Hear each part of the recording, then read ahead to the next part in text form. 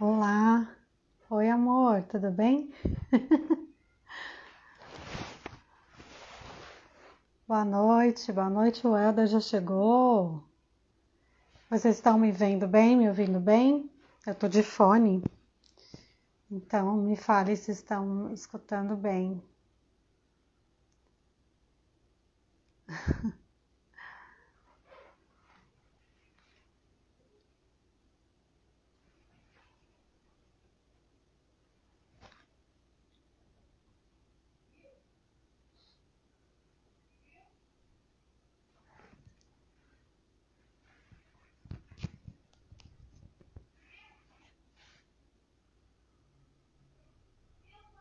Aqui, ok. Vídeo e áudio, ok.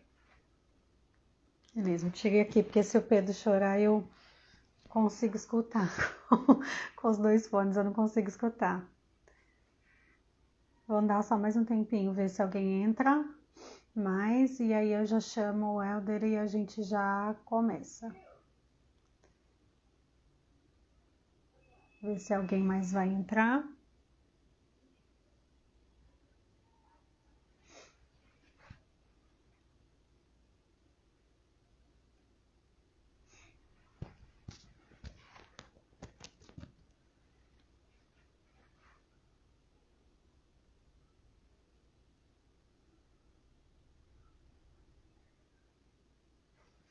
Então acho que já vou chamar o Helder, viu?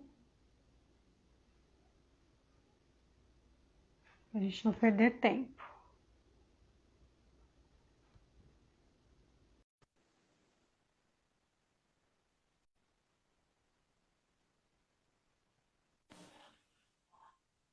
Olá, Boa noite. boa noite, salve Maria, tudo bem? Salve Maria, tudo bem? Tá me ouvindo bem? Eu tô, e você tá me ouvindo? Sim. Acho que também só tá meio alto. Deixa eu só baixar um pouquinho. Tá. Acho que melhorou agora. Débora entrou, boa noite, Débora. Dai, boa noite.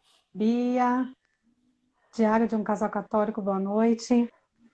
Bom, antes da gente começar, Helder, eu só quero dar as boas-vindas para você, né? Te agradecer por ter aceitado o nosso convite de estar aqui partilhando sobre esse sacramento tão, né, importante na nossa vida. E vamos fazer uma oração e aí depois vou deixar você conduzir, tá bom? Ok. Estamos reunidos em nome do Pai, do Filho, do Espírito Santo. Amém.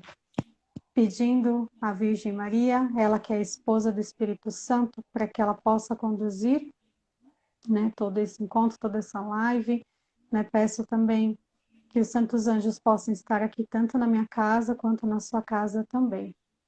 Ave Maria, cheia de graça, o Senhor é convosco. Bendita sois vós entre as mulheres, bendito é o fruto do vosso ventre, Jesus. Santa Maria, Mãe de Deus, rogai por nós, pecadores, agora e na hora de nossa morte. Amém. Em nome do Pai, do Filho, do Espírito Santo. Amém. Welder, só um recadinho. A mesma coisa que eu aviso nas lives, né? Se o Pedro chorar, eu te deixo tocando aí, socorro ele e volto, tá bom? Só Tranquilo, para sem problema algum. você saber. Bom, eu quero só que você então se apresente, né? Para quem aqui da página Família Bethesda não te conhece, ainda não queria que você se apresentasse e aí eu deixo você conduzir. Ok. Bom, já foi falado. Meu nome é Welder, tenho 41 anos, sou casado atualmente, né? São cinco para 6 meses de casamento já. A Daiane não vai poder estar aqui hoje, né? Ela falou que não está em boas condições, então ela está quietinha lá no quarto. Eu também estou atento aqui a qualquer coisa, também fico atento a ela, Tá bom. tá bom? Sou professor, também sou catequista e colaboro aí naquilo que eu posso na paróquia Todos os Santos.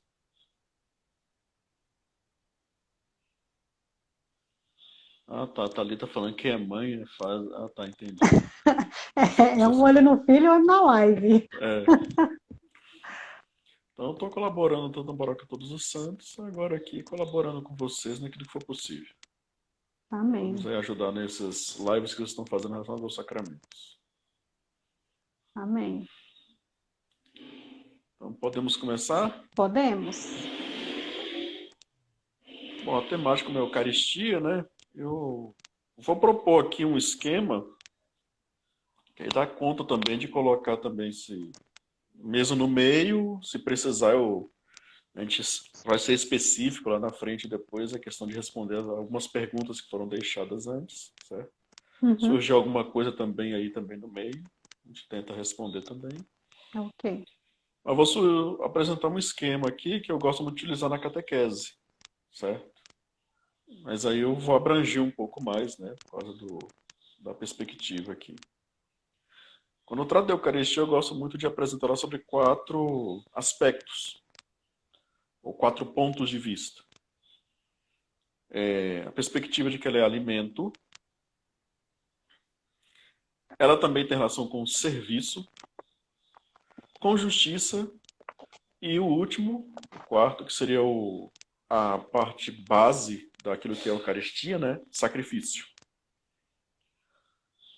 Provavelmente que eu vou me dedicar um pouquinho mais a falar ali sobre a parte de sacrifício, certo? Esclarecer um pouco melhor sobre isso, mas vamos aqui então tocar alguns pontos, só para a gente poder lembrar que eu gosto muito do aspecto bíblico, de trazer muitos elementos bíblicos nessa reflexão. O próprio Jesus coloca, né, quando ele faz toda a questão do discurso do pão da vida lá no Evangelho de João. Ele fala que eu sou o pão da vida. Ele vai falar, né, quem me come, certo? A questão que ele se dá para ser comido como alimento. O Salmo, se não me engano, acho que é o Salmo 62, ele vai colocar muito isso, que é um ponto importante, que é a questão que a minha alma tem fome de Deus, a minha alma tem sede de Deus. Ela deseja o Deus vivo. E isso aqui tem um princípio que é muito importante. Eu estou colocando isso que é alimento, Jesus que se coloca no pão como alimento, certo? Ele vai falar, ó, é verdadeira comida, é verdadeira bebida. Então está colocando os dois aspectos, os dois tipos de alimento, o material e o líquido, né? Mas ele vai trazer esse elemento de que é algo que é profundo. E quando fala que é profunda, no sentido até mesmo uma reflexão que é psicológica também. Os grandes problemas hoje que nós vamos observando, principalmente na área da psicologia e psicanálise, certo? Psiquiatria também, está relacionado a uma dificuldade séria que nós temos em responder a uma fome profunda que a maioria das pessoas ignora do que seja, certo? Que é uma fome de Deus. Há um desejo de Deus. E quando eu falo isso, eu estou falando de forma muito geral. Há um desejo profundo de Deus, não somente no ser humano, mas o ser humano é que sabe identificar isso. Ele é capaz de identificar. Mas na criação, de forma geral, há um desejo de Deus. Deus não fez simplesmente a criação para ela simplesmente fez surgir para ela simplesmente se desmanchar logo em seguida. É só te observar que, vamos aí para os seres inanimados. Uma pedra, ela não simplesmente se desfaz do nada. Ela demora muito tempo para ser decomposta. E provavelmente nós vamos ver coisas aí que, por exemplo, quando se transforma, por exemplo, todo o processo lá de transformação de certas substâncias em diamante. E aí coloca quase que há de eterno aí, quando é que isso vai se dissolver no tempo, certo? Os animais e as plantas também, eles têm um processo de se nutrir. A planta, ela simplesmente faz o processo lá que chama de fotossíntese, né, para se nutrir, para se manter alimentada.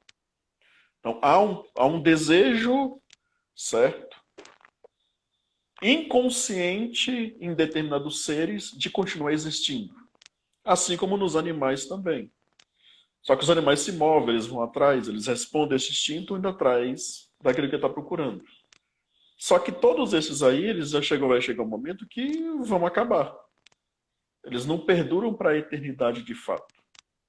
Nós, seres humanos, em contrapartida, temos essa possibilidade de dar o salto para a eternidade. De irmos além, de termos vida além. E aqui vem um ponto que eu acho que é uma dificuldade que muitas vezes nós temos, de forma geral, na compreensão da questão da morte. A morte simplesmente é a questão, pelo menos é o aspecto da morte física, né? É a indisposição da alma e do corpo. Algo acontece, é velhice, é doença, é algum tipo de acidente grave e o corpo se indispõe à alma. Nesse momento, quando isso acontece, quando um não pode mais estar unido ao outro, isso é que vai ser a morte. Então morremos, certo? O ser humano, ele necessita, para estar plenamente vivo, para ser integral, estar constituído de corpo e alma. Uma vez que essas duas realidades se separam, o ser humano está morto. Existe a sua realidade mortal, que é a alma. Só que até essa pode experimentar uma morte ainda mais agressiva, que é um distanciamento de Deus. Que no final das contas é aquilo que vamos entender como inferno. É a vivência do inferno exatamente o completo distanciamento de Deus. Deus, não podemos de fato nos afastar de Deus no sentido de que, enquanto continuamos existindo, enquanto temos vida, há algo que Deus nos deu em nós, certo? Mas nós podemos nos afastar em questão de, se eu posso utilizar a palavra afetividade nesse sentido, nos afastar na intenção, nos afastar no desejo de Deus. Agora, eu não quero estar junto de Deus, eu não quero estar com Ele. Só que ainda assim, persiste no mais íntimo de nós um desejo que busca Deus. Mas nós podemos recusar responder isso. Assim como é possível, por exemplo, para pessoas, por exemplo, que estão com um estágio gravíssimo, muito grave de depressão, por exemplo, e a pessoa, por exemplo, chega ao ponto até mesmo de escolher, eu não quero mais viver, e ela arranca a própria vida. Ela vai lá e faz algo que retira a própria vida, certo? Mas há uma disposição em toda a criação, mas o ser humano, de forma especial, ele responde a isso de forma consciente. Essa busca de Deus, desde que ele saiba que é isso. Quando ele não percebe que é isso, aí é só olhar o que nós estamos fazendo hoje. Que aí nós tentamos suprir essa fome, esse desejo de Deus de alguma forma. Aí vamos colocando qualquer coisa no lugar. Gosto muito daquela ideia, né, de que a pessoa, por exemplo, o nosso corpo, de forma geral, quando você tem sede, de forma geral, a sede é de água. Obviamente que há algumas outras coisas que você pode colocar no lugar. Mas, de forma geral, é água que ele está com sede, certo? Se você, por acaso, substitui a água de forma absoluta, por exemplo, só por Coca-Cola, vai chegar uma hora que o seu corpo não vai suportar todo dia você suprir a sede de água por Coca-Cola no lugar. O que vai acontecer? Vai ficar doente. E o que acontece quando nós substituímos Deus por outras coisas é que nós vamos ficando doentes. A questão do pecado. O pecado vai nos adoecendo. Aí os vícios vão surgindo. Cristo, ele nos deu exatamente ele mesmo, Deus, porque ele já sabia, quando ele nos criou, que nós tínhamos esse desejo profundo, certo? Dele. Ele nos dá na Eucaristia como alimento para saciar essa fome, saciar essa sede. Olha só, ele dá corpo e sangue, verdadeira comida, verdadeira bebida, para comermos, para bebermos, saciarmos a fome, saciarmos a sede de Deus. E aqui é algo muito curioso que vamos olhar depois, só olhar aqui tem algumas iconografias, algumas pinturas, que quando vamos olhar, por exemplo, que perdeu-se de vista, né, a questão da história toda da questão do pecado. A árvore do conhecimento do bem e do mal no centro do jardim, a árvore da vida também lá no centro do jardim. Só que nós simplesmente esquecemos, ignoramos a questão da árvore da vida e ficamos presos muito na questão da árvore do conhecimento do bem e do mal. E a árvore da vida ficou meio que esquecida. Aí tem toda a questão lá do momento que é a expulsão de Adão e Eva, que há depois um guardião para a árvore da vida, guarda o caminho para a árvore da vida e assim por diante. Só que aí se nós olharmos o paralelo, a árvore, certo? Com suas raízes, seu tronco, seu fruto. E olhamos Jesus se apresentando como comida e bebida, como fruto para a vida, um alimento para a vida como fruto, e olhamos para a cruz, vamos observar Jesus numa analogia a uma árvore, porque a cruz, nesse aspecto, nesse paralelo, né, parece-se uma árvore. E está ali Jesus como fruto da vida. Deus que se dá vida, que se derrama a nós, para suprir a nossa sede, para suprir a nossa fome. Há aqui, obviamente, um cuidado que, quando nos alimentamos, o que o nosso corpo faz? Ele pega todo o alimento e transforma em nós. É isso que ele faz, ele decompõe tudo e transforma em nós mesmos, certo? Já a Eucaristia, enquanto alimento, é diferente. Não é a Eucaristia que se transforma em nós. A nossa fome e sede de Deus é saciada na Eucaristia, não porque ela se transforma em nós, mas porque nos transformamos naquilo que é a Eucaristia.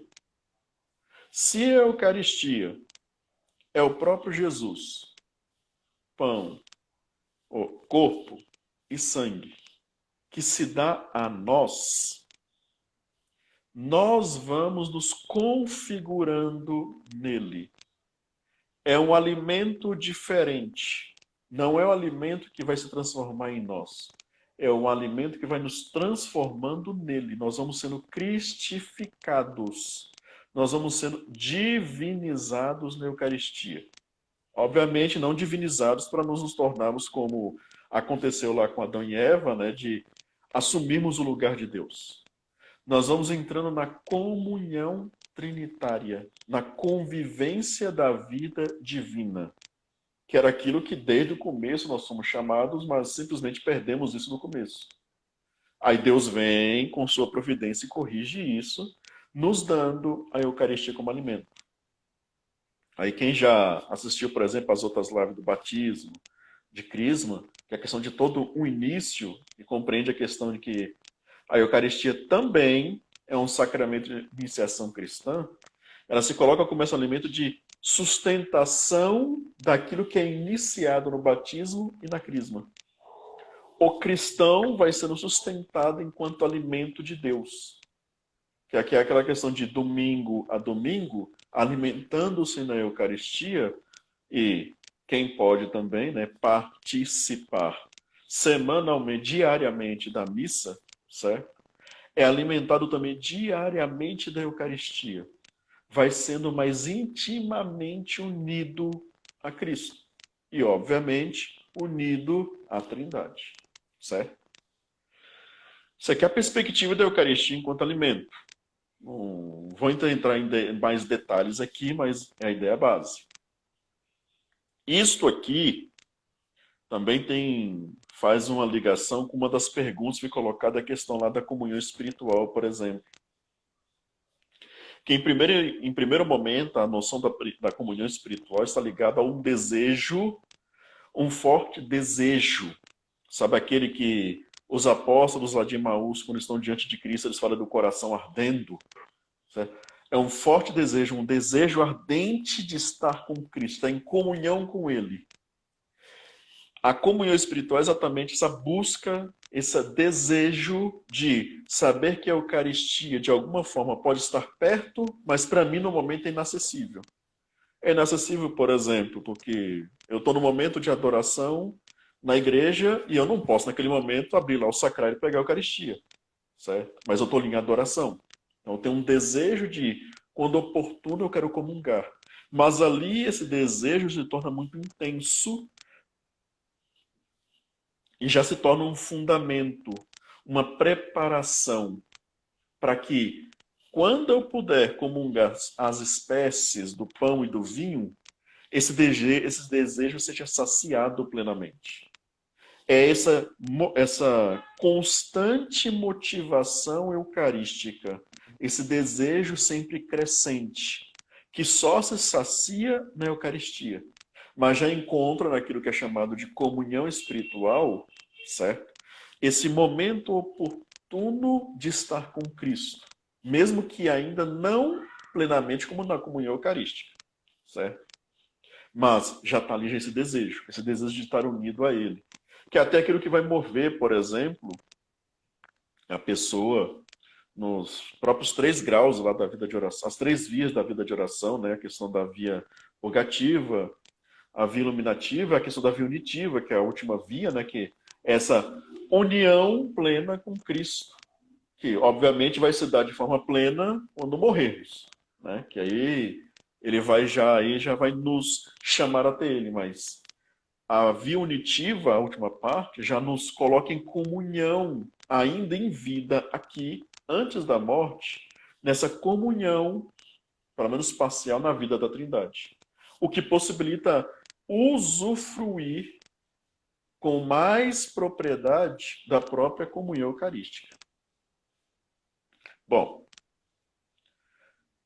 vamos aqui a um outro aspecto, que está relacionado aqui ao aspecto do serviço.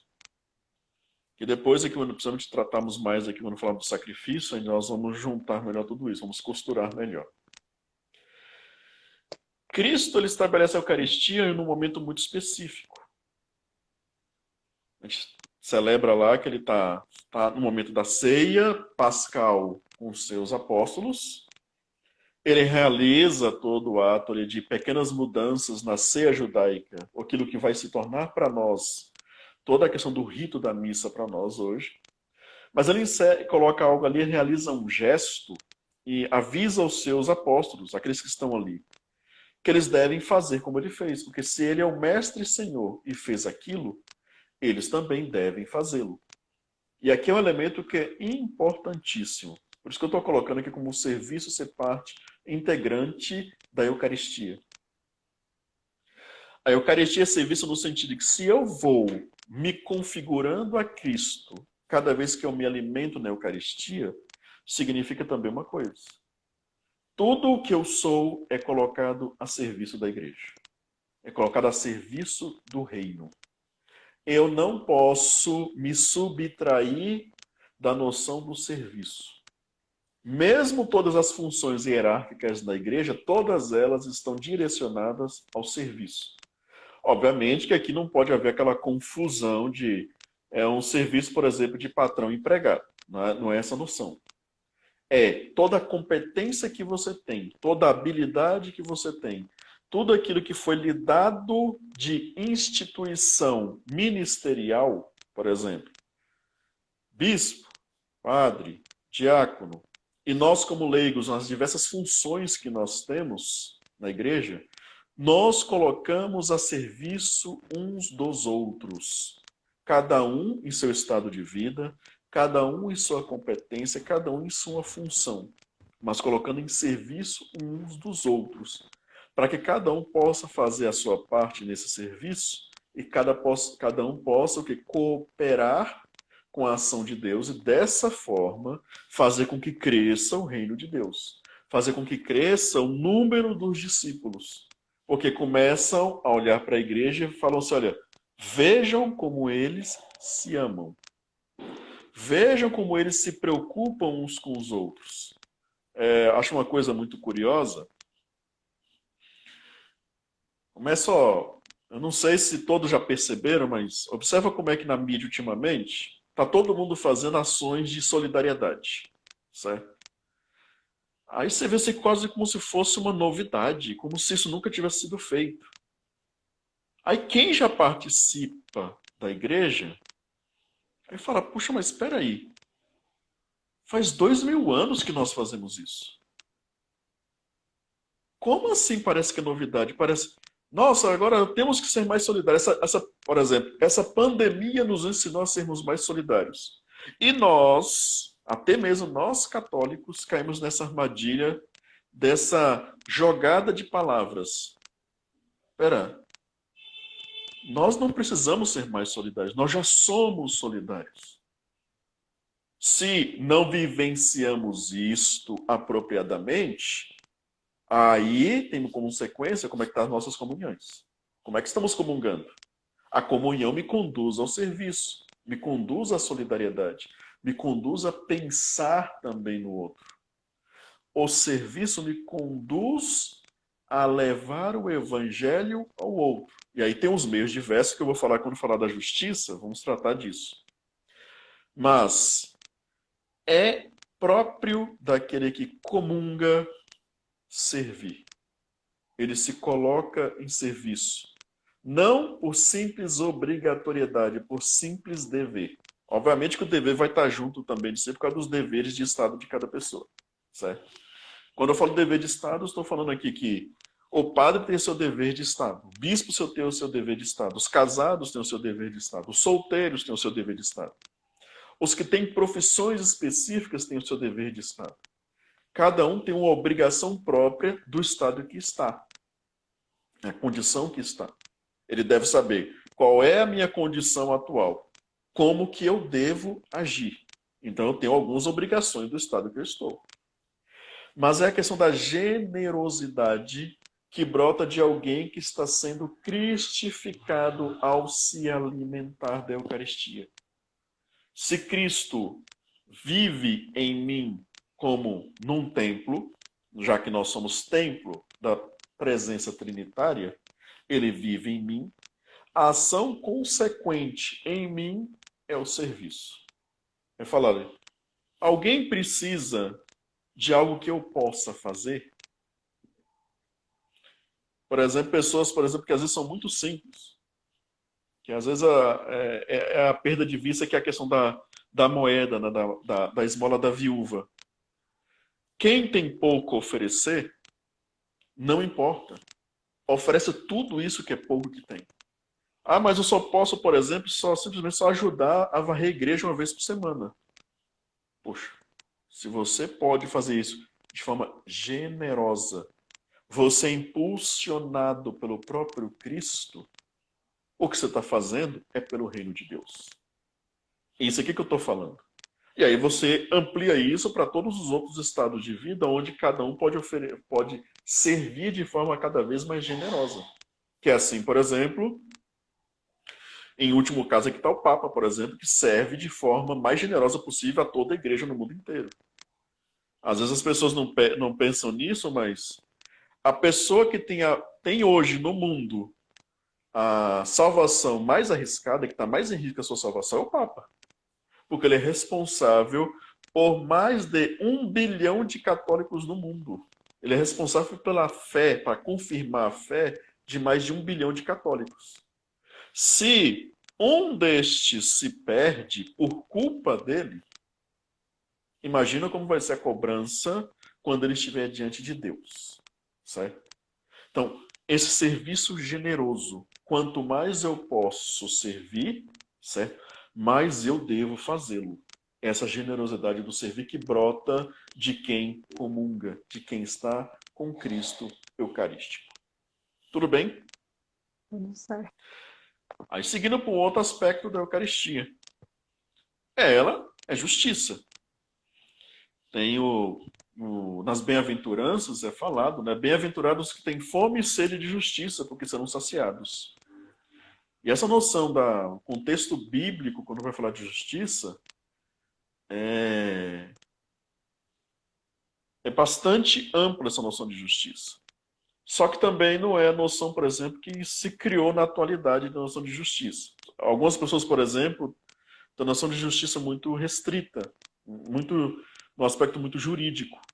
O Antigo Testamento tem uma ideia assim bem interessante, que é a questão de que eu devo, por exemplo, dar aquilo que é devido ao outro. O que compete ao outro, eu devo fazer. Eu não posso simplesmente ignorar isso. Que é das coisas mais simples.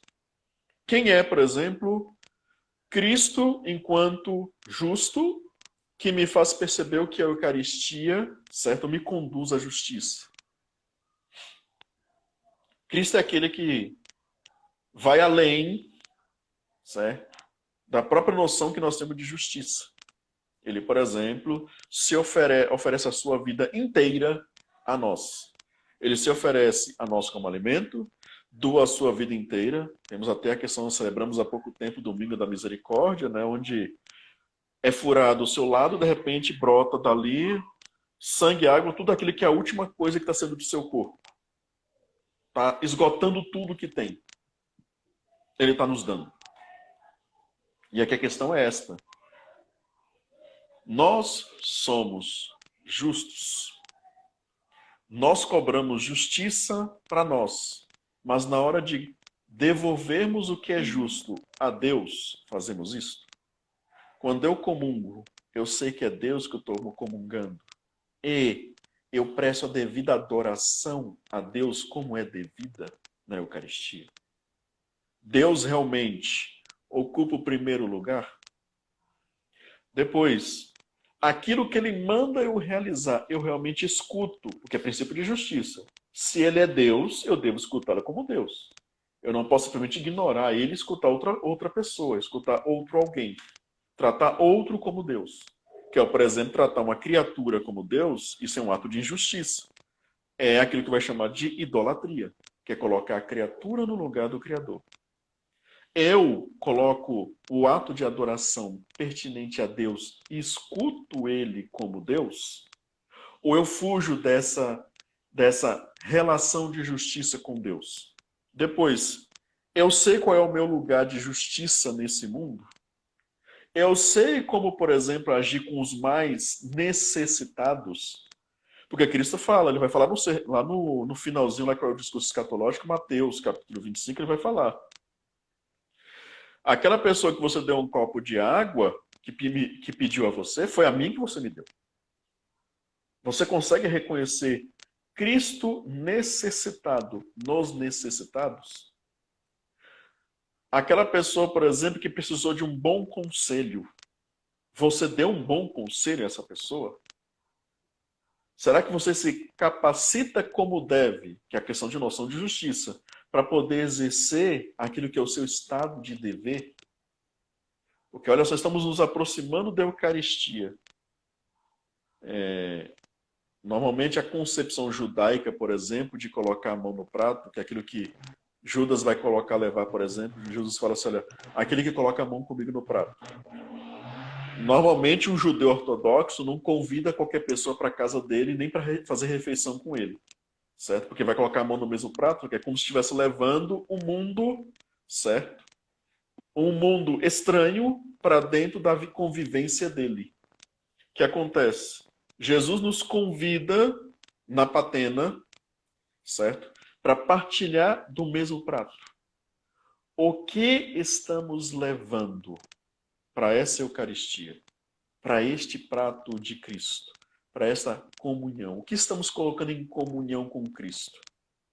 Uma vida constante de conversão, uma vida constante de santificação ou uma vida de injustiças? Seja injustiça para com Deus, seja injustiça para com o próximo, amar a Deus acima de todas as coisas e o próximo como a si mesmo? Será que estamos agindo com a devida justiça com esses dois mandamentos? E o que estamos levando para a Eucaristia? Porque se nós temos fome e sede de justiça para conosco, nós estamos agindo para com os outros. O que comungamos na Eucaristia, nós permitimos que isso se torne uma realidade moral. Temos uma moral justa, honesta, que é essa perspectiva de uma ética cristã, que olha lá o catecismo, na terceira parte do catecismo, com toda a parte dos 10 mandamentos e os mandamentos da igreja, a parte moral do cristão. Será que estamos agindo de forma justa? Porque se não estamos agindo, aí você prepara para o que estamos fazendo. Estamos comungando a Eucaristia de fato. O que estamos fazendo? Aí trazendo isto aqui, esses três aspectos, Eu espero que tenha ficado claro esses três aspectos da Eucaristia que estamos falando, para aquilo que é o fundamento de tudo isso, que é onde ficam alicerçados esses três aspectos. A Eucaristia é um sacrifício. E enquanto sacrifício, tem que se compreender muito bem a própria noção do que é sacrifício. Hoje a noção de sacrifício ficou muito... se agregou outras ideias a sacrifício que acabam tornando turvo o sentido original da palavra sacrifício. A palavra sacrifício, de forma mais original, ela significa tornar algo sagrado. E no caso aqui é um ato de culto. A própria noção de sacrifício está relacionada diretamente ao ato de culto, que é separar algo, tornar sagrado é separar. A palavra sagrado significa separar, tem o mesmo sentido da palavra santo. Então, é separar algo e oferecer esse algo a Deus. Os judeus faziam isso em seus cultos. Pegavam, por exemplo, dos animais que eles tinham, separavam o que havia de melhor, certo, entre os animais, e falavam, isso aqui vai servir para poder oferecer um sacrifício a Deus. Vamos dar para Deus. Como é que eles faziam isso? A ideia é o quê? Primeiro você separa para poder ser oferecido. Depois você realmente quer tirar dessa realidade e fazer com que chegue a Deus. Essa aqui vai ser a ideia de sacrifício. A ideia era muito mais simbólica do que real. Por que acontecia? Você pegava um animal, matava ele, destruía ele através do fogo. Certo? A ideia da fumaça, por exemplo, dava um sentido simbólico de subida até Deus. A própria ideia também de um bom odor. Tanto que o turíbulo hoje normalmente está o quê? O incenso está sempre perfumado, exatamente para dar a ideia da fumaça que sobe a Deus, de bom odor, que tem um sentido ali das nossas orações. Só que esse é o sentido, dentro do Antigo Testamento, que está muito mais simbólico do que real.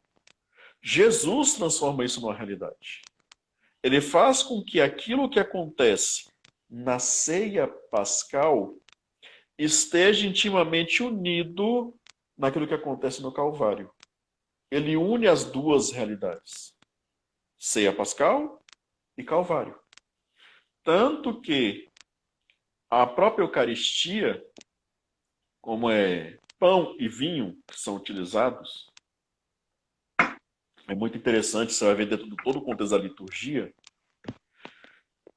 nós oferecemos ao Padre pão e vinho. E pão e vinho tem um sentido simbólico muito importante para nós mesmos. Primeiro é a questão da transformação. Nós transformamos uma outra coisa em pão e vinho. Transformamos trigo com todo o nosso esforço, com nossa capacidade de modificar a realidade original do trigo, transformamos em pão. Isso tem um sentido simbólico aqui. E fazemos a mesma coisa com a uva. Transformamos a sua realidade original em uma outra realidade, que é do vinho. Se pensarmos bem, o que nós estamos fazendo? Senhor, aceita esse nosso esforço de nos transformarmos. Nós éramos o homem velho, queremos nos tornar o homem novo. Nós éramos o pão velho, queremos nos tornar um pão novo. Certo? Nós éramos um vinho velho, queremos nos tornar vinho novo. E esses elementos vão aparecer no Evangelho, a questão do vinho novo em odres novos, assim por diante. A questão do fermento velho, o fermento novo na terra prometida. Todos esses elementos vão estar aparecendo no texto bíblico. Mas também tem um outro sentido do aspecto simbólico que significa pão e vinho. A realidade do pão material representa o nosso corpo. O vinho, com sua realidade líquida, ela tem uma proximidade com a realidade da nossa alma. Pão, corpo, vinho, alma.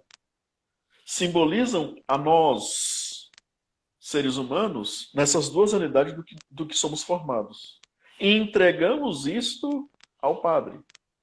E o Padre é Cristo. Então nós entregamos isto a Cristo. O que ele vai fazer? Ele vai transformar aquilo na realidade que ele mesmo é. E se olharmos isto, só lembrar o que acontece no ventre da Virgem Maria, que é Deus que assume a condição humana. É Ele, com a realidade do seu corpo, com a realidade da sua alma e sua natureza divina juntos ali, no pão e no vinho, corpo e sangue de Cristo. E tomar só um cuidado, né, que a maioria das pessoas, às vezes, não compreende bem isso, mas ali é a realidade plena de Cristo, não importa qual espécie estamos falando. Ali é só a questão do símbolo de pão e vinho, ali também tem um sentido, porque estão separados. Como estão separados, significa o quê? Assim como acontece no sacrifício da antiga aliança, o que o sacerdote fazia com o animal? Ele retirava, ele separava em duas realidades.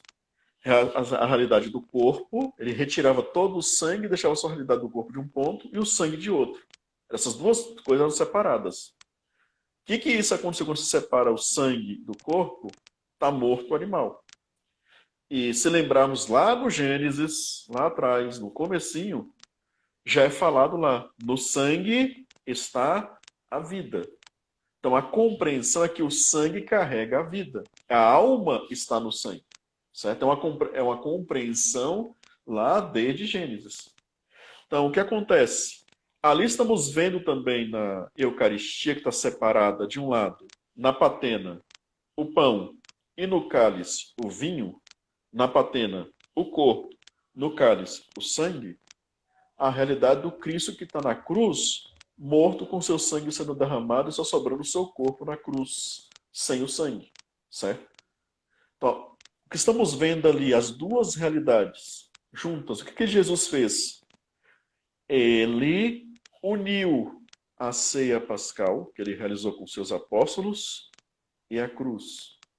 As duas realidades ocorrendo simultaneamente. Então, nós estamos participando da Eucaristia enquanto morte de Cristo.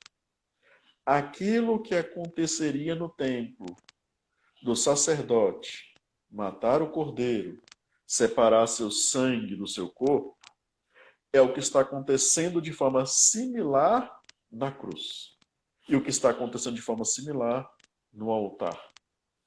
Cristo está morto, Cristo está ressuscitado, Cristo está oferecendo Ele mesmo ao Pai, em corpo, alma e divindade. Nós não falamos isso à toa. É a realidade plena de Jesus, a pessoa que é homem e que é Deus. E aqui que está esse detalhe da noção de sacrifício. Vamos só olhando, desde o momento da encarnação. Ele se encarna, o Filho se encarna, é a pessoa de Jesus de Nazaré. Ele está separado. Nasce de uma virgem, ele já é separado desde ali, ele convive com os seres humanos por cerca de 33 anos mais ou menos, mas ele não se mistura em questão do pecado. Ele se assemelha em tudo a nós, menos no pecado. Ele está separado, ele é sagrado, ele é santo, ele pertence a Deus. Ele vive dessa forma. Ele morre dessa forma. Só que a sua morte é injusta.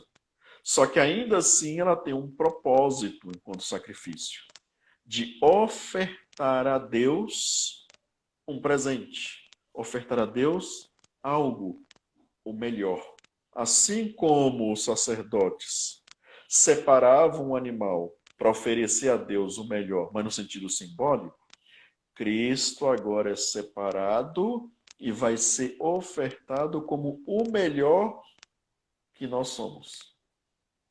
Cristo oferta a nossa humanidade ao Pai, mas oferta nele mesmo uma pessoa só que está impregnada da nossa humanidade, em plena comunhão, indissolúvel. Como diz, né, 100% homem, 100% Deus. Quando ele oferta-se ao Pai, e tá aqui uma coisa que é muito importante, né? Ali O que Cristo realiza na missa, o que o Padre realiza na missa, é esse diálogo entre nós e Deus.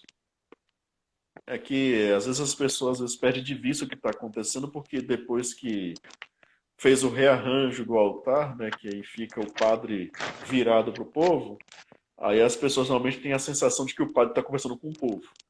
É alguma vez ou outra que o padre conversa de fato com o povo, principalmente na hora da homilia.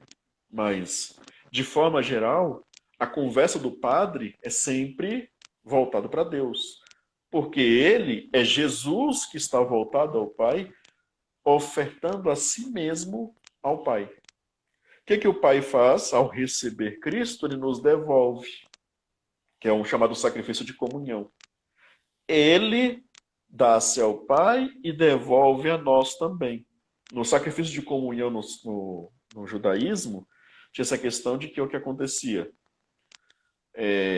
era ofertado o animal, só que ao invés de acontecer como num sacrifício de holocausto, por exemplo, que tudo era queimado para Deus, o sacrifício de comunhão, uma parte era dada a Deus e outra parte era devolvida para quem oferecia o sacrifício. Era Deus, o sacerdote e a pessoa que levava o sacrifício, certo? Que levava a vítima do sacrifício. O que acontece? A Eucaristia é também esse sacrifício de comunhão. Deus, o Padre, que no final das contas é Jesus, e nós que vamos recebendo essa comunhão eucarística para participarmos da vida divina. Comungarmos do mesmo prato, colocarmos a mão no mesmo prato. A patena que o padre oferece, né, com a Eucaristia dentro, é comungarmos do mesmo prato. Obviamente que na prática não dá para todo mundo fazer isso, chegar lá e colocar a mão. Mas o aspecto simbólico está muito presente nisso, para expressar uma realidade. Está ocorrendo uma realidade, que é participarmos do mesmo prato que Deus participa. Não há mais uma separação. E essa separação, obviamente, foi destruída lá atrás no batismo, né? Mas aqui na Eucaristia nós estamos participando de forma efetiva da comunhão no mesmo prato que Deus come. Só que temos que tomar cuidado. Estamos participando como traidores, como injustos, ou estamos participando como aqueles que se esforçam para a santidade, que buscam constantemente estar em união com Deus. Certo? Creio que esses 4 aspectos aqui dá para a gente poder ter uma base tranquila aqui de compreensão do que é a Eucaristia. Tudo bem? Tudo bem profundo, assim, eu não paro de... Tô até anotando algumas coisas, assim, porque nos leva a refletir muita coisa, principalmente essa questão do sacrifício que você falou, né? As pessoas não entendem o que é o sacrifício, né? E aí não entendem a Santa Missa, não comungam de maneira correta. Quando você falou da questão da comunhão espiritual, eu falo muito para a Clara, né? A Clara não recebeu a Eucaristia ainda, né? E eu falo, faça o seu momento com o Senhor. E isso tanto para ela, quanto na época que a gente estava sem a Santa Missa também, né? O desejo, o anseio de estar ali comungando, né? E eu lembro que a Clara falava assim, nossa mãe, ela para ter recebido ano passado, ela não conseguiu receber ainda. E lá na Todos os Santos tem uma menina bem pequenininha, assim, a Clara é mais alta, não sei quantos anos essa menina tem, mas eu chuto uns 9 anos. E ela olha assim, ela fala, aquela menina está recebendo e eu não. Aí eu falo assim, mas você deseja, você quer? Então faça esse momento, né? Como se você estivesse ali mesmo com Jesus, se estivesse comungando, se prepare para esse momento, para quando você for receber, realmente você ter essa consciência, né? E eu lembro que quando eu estava até me preparando para essa live também, eu estava lendo esse livro do professor Felipe Aquino, que é muito bom também, tá? Traz o Código de Direito Canônico, traz uma parte do catecismo, e ele fala justamente o quanto é necessário a preparação, né? Essa forma que você traz essas quatro realidades, né? Essa analogia que você faz é ótima, mas as pessoas elas não têm essa consciência, então comungam de qualquer jeito, não se confessam, né? Comungam e nem fazem a oração depois, como se fosse. Inclusive, uma das perguntas que eu estou ansiosa de você falar é justamente dessa questão, né? Eu vou adiantar assim, mas depois você fala. de mastigar a hóstia, né? Porque não é um alimento que a gente come, não é um almoço, né? É um alimento espiritual, né? Mas eu vou voltar, deixar você voltar, mas assim, tá muito interessante. Eu tô assim, quieta, porque só tô bebendo só do que você tá falando. A gente pode até aproveitar já nesse aspecto e já inserir alguns pontos. Por exemplo, essa questão da pergunta que teve, né? Se pode ou não mastigar a hóstia. Aqui temos que aqui por duas partes. Primeira coisa, a Eucaristia é de fato um alimento, mas é um alimento que não é um alimento material como nós o concebemos. E aqui até vem que teve uma outra pergunta que estava numa aulinha parecida também. Deixa eu ver. Comunhão, tava comunhão na mão, na boca, é uma das perguntas. E Se tinha uma outra também. mastigar a Essa de hóstia. mastigar, Qual a necessidade e importância do jejum eucarístico? esse aí, isso. Essa mesmo, do jejum eucarístico. Que aí a gente já aproveita e já responde já as duas nesse aspecto aqui. Uma das coisas que se pede, que coloca que a Eucaristia é um alimento. Então ela tem que ser tratada como alimento. Só que tem que tomar o devido cuidado que alimento é este. Certo? Mas vamos aqui pegar aqui, por exemplo, que é normalmente, bem nos primórdios da vida litúrgica, estava acontecendo. Normalmente estava associado dois momentos. Que era aquele que o pessoal chamava de ágape, que era o quê? Participava, por exemplo, da missa e participava depois de um banquete, uma partilha. Tanto que São Paulo teve que dar uma bronca, que foi a situação que era, acho que na comunidade de Corinto. Estava acontecendo um problema muito sério que aqueles que tinham mais posses conseguiam trazer mais coisas. Aí o que eles faziam? Pegavam suas coisas e começavam a comer só eles. Os outros, que eram mais pobrezinhos, traziam menos coisas, ou às vezes não traziam nada. E São Paulo tem que dar uma bronca, mas que tipo de comunhão vocês estão participando? Vocês não estão olhando que tem gente necessitada entre vocês? O que está acontecendo aí? Ele tem que dar uma bela de uma bronca, certo? Para que às vezes pensa, às vezes olha assim, alguns padres hoje que são bravos, né? Olhar São Paulo, vai ver que São Paulo vai vendo algumas cartas dele, tirando uma cidade ou outra, que ele falava, uma igreja ou outra, mas ele dava umas broncas tenebrosas ali, que é para a pessoa realmente ficar de olhar regalado assim, não saber onde vier a cara depois. Mas ele dava exatamente isso. Como assim? Mas por causa dessa problemática que estava duas realidades juntas, o, o sacrifício eucarístico junto com esse chamado ágape, que era essa partilha dos alimentos. Começou a se distanciar gradualmente essas duas perspectivas. Para quê? Para que houvesse essa noção, percebeu que a Eucaristia é um tipo de alimento, certo? E esse ágape é uma outra perspectiva. No ágape ali vocês vão se banquetear, porque você sabe que esse alimento é um alimento que vai ser consumido e vai parar depois na latrina, vai parar depois na fossa e assim por diante. Já a Eucaristia é um outro tipo de alimento. Só que ele deve ser tratado também como alimento por quê? Aqui vamos ver aqui uma noção. Que aqui tem que ter duas sensibilidades. A primeira, nós conhecemos basicamente do pão aquele que é fininho, que é branquinho. É o que é mais comum em quase qualquer lugar. Esse aí é muito tranquilo você fechar, por exemplo, na boca e deixar ele simplesmente ser diluído gradualmente na língua, por exemplo. Já se, por exemplo, se você recebe no formato de pão. Eu já participei uma vez de uma missa que era do Caminho Neocatecumenal. Eu tenho lá minhas ressalvas, mas eu estava no seminário que a gente participou. E recebi um pedaço de pão, era pão mesmo, certo? Pão de trigo, mas era pão. Coloquei na boca e era o corpo de Cristo, né? Aí comecei. E não derrete Uh-uh. na boca. Aí você tem que pegar e fazer, vou ter que mastigar. Aí você percebe a questão, puxa, mas peraí, isso aqui é diferente do outro. O outro é mais tranquilo, porque dali. O único problema do outro é se grudar ali no céu da boca, você vai ficar ali com. Vai ter uma certa dificuldade, né? Mas depois que você aprende a lidar com isso, fica mais fácil. Mas não, meu Deus do céu, é o senhor que está aqui na minha boca, o que, que eu faço agora? E ficou ali.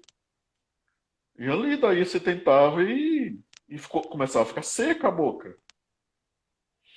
Aí o que aconteceu? Veio o cálice de vinho, só que o cálice de vinho era desse tamanho assim, cheio. Você colocava você para virar na boca.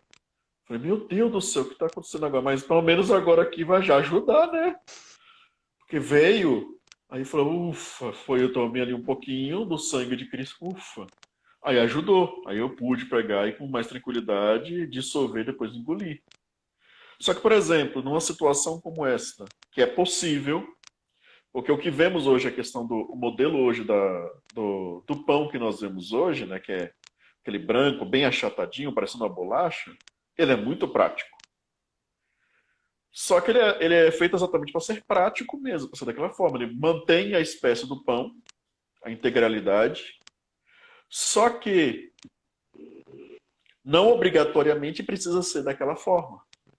É a forma que é a mais prática, a mais comum hoje se tornou. Então ela é muito tranquila de fazer, tanto para guardar quanto para distribuir, assim por diante. Mas o dia que, por exemplo, eu receber de fato a Eucaristia e for um pedaço de pão, vai fazer como? E é que vem. Você vai ter que pegar e mastigar. Só que tomar cuidado, não é chiclete. Você não está mastigando, por exemplo, um pedaço de picanha. Não é o pão que você passa manteiga ali e você vai lá e. Não, peraí. É Cristo Eucarístico.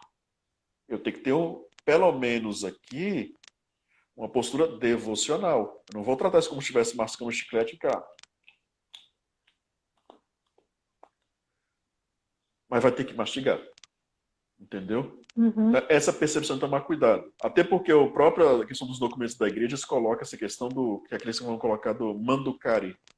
É necessário o alimento físico, a noção realmente de comer. Só que tem que tomar cuidado. Como é que vai fazer isso? Entendeu? Para não pegar e tratar como se fosse um alimento qualquer. Que é um dos motivos, por exemplo, da questão do jejum eucarístico. Que o jejum eucarístico também ele faz referência àquilo quando eu falei ainda agora, na questão da separação do ágape da Eucaristia, né? O jejum eucarístico é para você também ter essa percepção. Pera, eu não vou me alimentar de qualquer coisa. E eu não posso misturar as duas realidades. E aquele momento de jejum eucarístico também ajuda, também coopera. Você está ali, opa, talvez eu esteja aqui com um pouco de fome aqui, mas eu estou com fome de quê? É a fome do alimento normal ou é a fome de Deus? Certo? Obviamente que o jejum eucarístico ali tem algumas ressalvas, a questão, por exemplo, você toma remédio e tudo mais, mas Uhum. no jejum eucarístico, uma hora antes de comungar, não é uma hora antes da missa, por exemplo. É uma hora antes de comungar. A pessoa, por exemplo, não pode tomar refrigerante, nem café, não pode tomar suco, não pode comer nada ali, nenhum tipo de alimento. Seja aquele que for alimento de comida ou bebida, excluindo aí, obviamente, água. E pessoas que necessitam de tomar algum tipo de remédio ou pessoas que não podem ficar tempo demais sem se alimentar, certo? Por exemplo, às vezes aconteceu alguma coisa e coincide ali, diabético, por exemplo.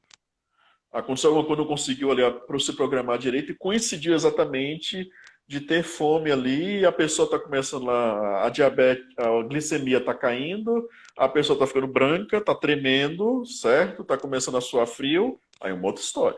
Uhum. Mas, em condições normais, é dever de todo aquele que vai participar da missa e vai comungar resguardar o jejum eucarístico. Porque ele tem que ter a ciência, essa sensibilidade de perceber. Não é qualquer alimento. Eu não vou me aproximar de qualquer coisa, certo? Aí aqui também já creio que a gente já conseguiu responder as duas, né? Sim. E aqui já coloco também a outra da questão da comunhão na mão ou na boca. E também tem a questão da comunhão também ajoelhado ou em pé. Uhum. Para a ciência, todos têm que saber uma coisa. Pós-Vaticano II, todo católico tem o direito de escolher uma das duas opções. Vai comungar na mão ou direto na boca. Vai comungar de joelhos ou vai comungar em pé. Ele tem o direito, é garantido esse direito, certo? Pelo magistério da igreja. Quanto a isso, só que agora algumas coisas que eu que faço ressalvas, certo? Eu aprendi muito isso também com o padre Jean também. Faço algumas ressalvas. Se é o próprio Deus, por que que eu tenho tanto interesse em ficar manuseando? Tem algum motivo específico, por exemplo, aconteceu alguma coisa que o padre não pode colocar a hóstia na minha boca, certo? Por que que é necessário? Porque eu tenho tanto interesse em ficar manuseando, certo? Eu não sou sacerdote, então é competência dele o manuseio da Eucaristia ou no máximo aos ministros extraordinários para a distribuição da comunhão eucarística.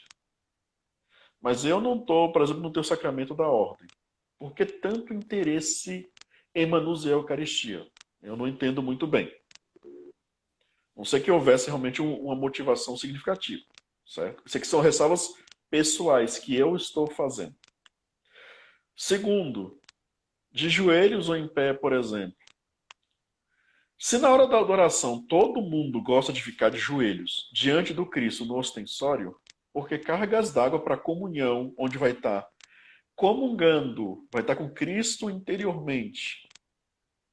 Eu me sinto no direito, excluindo aqui aquelas pessoas que têm problemas que não podem se ajoelhar, certo? Não estou falando dessas pessoas. As pessoas têm motivos justos. Mas por que eu me sinto no direito de, na adoração, eu fico de joelho? Mas na hora de comungar, eu quero ficar em pé de boa. Qual que é a lógica dessa contradição? Certo? Eu falo isso também até porque às vezes tem padre também que já obrigou fiéis a ficar em pé. E coisa que o padre não pode fazer. O Aconteceu com magistério da a igreja gente. garante que o fiel ele pode escolher. Certo? O fiel pode escolher. A não ser Aconteceu numa com a situação gente assim. também. Aconteceu com a Então, gente foi numa paróquia e aí a gente foi comungar e aí eu ajoelhei, né? E aí ele mandou eu levantar. Assim, é um constrangimento horrível, né? Ele mandou a gente levantar e assim, se eu não levantasse, eu não ia receber a comunhão. Então não tinha opção, eu levantei, eu falei assim, eu não vou causar ser escândalo aqui na missa, né? Levantei, comunguei, eu e o Wellington, e aí eu falei para ele, bom, eu não volto mais aqui, né? Não vou, né? E aí até algo que a gente fala assim, a gente, graças a Deus, a gente tem outras paróquias, tem muitas paróquias onde o sacerdote nos permite isso, né? Então, eu não volto mais lá. Simplesmente eu não voltei mais lá e ponto final, né? Mas é muito constrangedor, assim. Você fica sem graça, as pessoas ficam te olhando, mas enfim, segue o barco, né? Assim, a gente sim. foi, graças a Deus, encontramos uma outra paróquia e que o sacerdote respeita a sua opinião. E eu lembro que até eu estava tendo direção espiritual com o sacerdote e comentei com ele, né? E aí ele conhecia esse sacerdote. Ele falou assim, por que você não conversa com ele? Porque ele também conhece a gente, assim, não é um padre que não nos conhece. Esse padre nos conhece tipo há muito tempo, da época que o Wellington era solteiro até. E aí eu falei assim, padre, eu não tô entendendo, assim, porque assim, ele já deu comunhão de joelhos para outra pessoa, tipo, quando a pessoa estava de joelhos, por que que para mim não? Então pergunta para ele, eu falei, não vou perguntar não. Eu não vou perguntar, porque eu já acho constrangimento. Ele sabe, como sacerdote, que eu tenho esse direito de comungar da minha maneira. Por que que ele me negou? Se ele me negou, não sei. Ele falou, pode ser algo pessoal. Aí, se for, também não quero saber. Deixa pra lá, tá tudo certo, né? Mas é algo muito chato quando acontece. Mas diante dessa circunstância, por exemplo, não faz sentido porque você entra em contradição com um monte de coisa. Todo joelho se dobre ao nome de Jesus. Diante do nome já se dobra, imagina diante da presença real na Eucaristia. Que Cristo, Eucarística é Cristo realmente, que está escondido na aparência do pão. E são coisas que não entram em fazer sentido porque são contraditórias. Se na consagração eu devo ficar de joelhos, se na adoração eu devo ficar de joelhos, porque na hora da comunhão eu não posso estar de joelhos também. Não, não tem lógica, não há aplicação lógica, certo? Obviamente, quem quer falar assim, eu quero comungar em pé, ela tem o direito de optar por isso. Mas aí em questão de ressalva pessoal, onde faz sentido, por exemplo, cantar numa adoração que eu devo estar de joelhos e na hora de comungar, certo? Eu devo estar em pé. É só uma questão de contradição lógica, que às vezes expõe, por exemplo, situações como essas de constranger alguns católicos que vão simplesmente fazer esse ato de é assim, porque é justo dessa forma, certo? E por que que eu sou obrigado a ter que ficar em pé? Se eu posso também, se a igreja me deu o direito de optar nesse caso.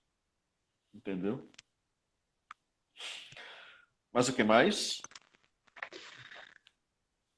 Como fazer uma comunhão espiritual eficaz? Posso fazê-la fora da Santa Missa? Ah, sim. Para ser eficaz, aí a pessoa, uma das coisas, ela tem que ter ciência desse desejo profundo que todos nós, seres humanos, temos de Deus. Tem que ter ciência disso. Mas olha, eu, por exemplo, eu acordo de manhã já com a baita de uma fome. Mas eu acordo com fome por quê? Ah, aí a pessoa, eu tô falando isso porque eu fiz essa reflexão, entendeu? Eu fiz esse exercício. Por que que nós, por exemplo, comemos? Ah, porque eu tenho fome. Por que que nós fazemos amizades? Ah, porque eu não quero me sentir sozinho. Porque nós, por exemplo, casamos. E aí, basicamente, a resposta vai ser similar. Por que que nós fazemos tudo o que nós fazemos? O que que nos move a fazer tudo o que fazemos? Porque parece que tem uma necessidade. Você não simplesmente acorda num dia, tirando situações de alguma doença grave psicológica, certo? Você não simplesmente acorda falando assim, então, hoje eu não quero viver. Você acorda disposto a viver. Você acorda disposto a fazer assim, eu vou comer, eu vou sair para trabalhar, eu vou estudar, eu vou me encontrar com alguém, eu vou conversar com alguém, eu vou viver. Eu vou fazer isso. Há um impulso em você. E é necessário reconhecer aquilo que há de mais profundo nesse impulso, que é essa fome, essa sede, esse desejo de Deus. Para que aí o que acontece? Que você vai mover a minha oração. Seja assim que eu acordo, eu começar, peraí. Eu começar já a fazer um estágio de preparação. Por que que eu quero comer? Por que que eu quero tomar café? E aí eu começo a fazer o quê? Primeira coisa que eu tenho que fazer é o que é pensar em quem? Em Deus. Antes de pensar primeiro em me saciar fisicamente, eu tenho que primeiro saciar a minha fome e meu desejo de Deus. A minha alma pede isso. Eu tenho que entregar para ela, só que muitas vezes nós não fazemos. A vida de oração, que começa desde o momento que se acorda até o momento que vai dormir, ela é um dos elementos essenciais para que a realização efetiva da comunhão espiritual aconteça. Estou falando isso aqui enquanto questão de vida de oração de forma geral. Porque ela que vai o quê? Dando aqueles insights, vai me linkando e percebendo. Pera, eu tenho que lembrar de Deus. Eu não posso lembrar só de mim mesmo. Eu não posso lembrar só dos meus problemas. Eu não posso lembrar só de meus alimentos. Eu não posso lembrar só das compras que eu tenho que fazer. Eu não posso lembrar só das contas que eu tenho que pagar. Eu necessito também lembrar de Deus. Porque a vida vai além dessa vida. Ao fazer isso, aí eu vou precisar encontrar momentos oportunos ou criar esses momentos oportunos. Seja no momento que você acorda, seja algum outro momento do dia, para poder reservar um tempo necessário a Deus. Aqui esse tempo necessário é importante, para que eu possa ali perceber e parar para pensar em Deus. E aí, ao fazer isso, que é aquele momento de uma oração mais prolongada, meditação e assim por diante, ter as condições de um momento, por exemplo, eu vou, por exemplo, num grupo de oração, eu vou fazer adoração, eu vou participar da missa e assim por diante, e algum evento onde há essa possibilidade mais próxima de poder fazer, por exemplo, essa comunhão espiritual. No caso, por exemplo, você está aqui o exemplo da pandemia, porque é um momento que muitas pessoas não puderam se aproximar das igrejas. Aí vai, por exemplo, participar da missa não, né? Vai assistir a missa transmitida via internet. Ela não está conseguindo realmente participar da missa. Ela vai estar só assistindo um evento de quem está lá celebrando. Aí ela vai poder fazer o que na sua casa? Aproveitar dessa circunstância para poder fazer o que? Olha, aquelas orações, e tem sempre orações, os salmos vão fazer isso, por esse salmo que eu citei, o Salmo 62, por exemplo. Minha alma tem sede de Deus, minha alma tem fome de Deus como a terra sedenta e sem água. Cooperam para poder o quê? Ir explicitando e tornando mais efetivo isso em você. Eu necessito de Deus. Eu, nesse momento, não posso ir à missa, não posso estar presencial, não posso comungar, mas eu desejo a vós, ó meu Deus. Eu sei que eu necessito de ti, entendeu? É necessário. Eu estou falando que a palavra necessária porque exatamente é isso. Não é somente eu preciso de ti, mas é necessário a mim. O que eu preciso é necessário, é o fundamento da minha vida. A pessoa tem essa convicção para quando ela fizer a sua oração, seja uma oração que ela vai recitar, ou uma oração que seja espontânea, haja esse fundamento de ali desse momento dela parar para poder, no momento, por exemplo, estar transmitindo a missa, certo? Ou uma adoração, ela poder fazer isso durante alguns minutos. Ela poder esquecer o resto do mundo, esquecer todos os seus outros problemas e parar para pensar somente em Deus. Eu necessito de Deus, certo? Para que ela possa fazer aqueles momentos da sua oração. Para ela possa começar a entrar naquilo que chama de comunhão espiritual com Deus. Só que não adianta ela fazer isso se ela não tem nada de vida de oração.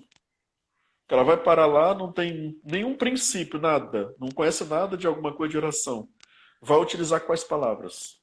Vai, por exemplo, fazer como? Ela vai lá, por exemplo, tá lavando a louça, vai conseguir fazer um momento de comunhão espiritual? Não vai. Porque a concentração dela, aliás, ela não está nem concentrada, ela está dividida, ela está distraída, ela está lavando louça e assistindo a missa. Duas coisas simultâneas, certo? Nesses momentos ela tem que parar para poder fazer só aquilo. Não há como se distrair nesse instante, mesmo que dure 15 minutos. Mas necessita estar integralmente durante esses minutos ali, para poder fazer isso.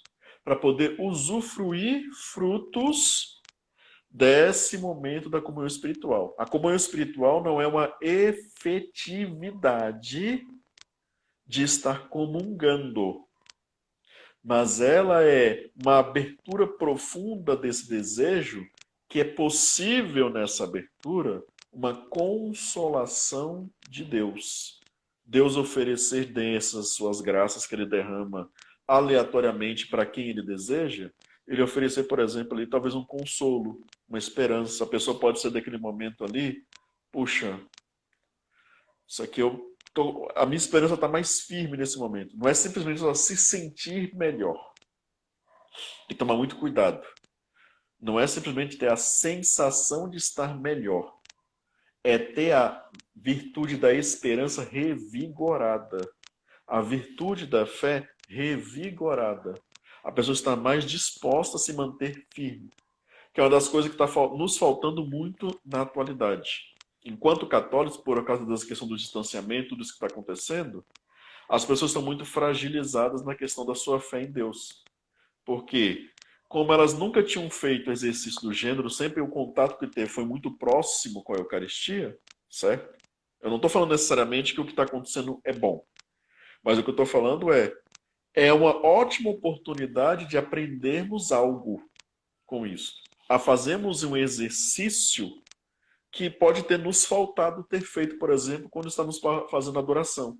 Numa adoração, podia estar lá presencialmente, várias pessoas juntas umas com as outras.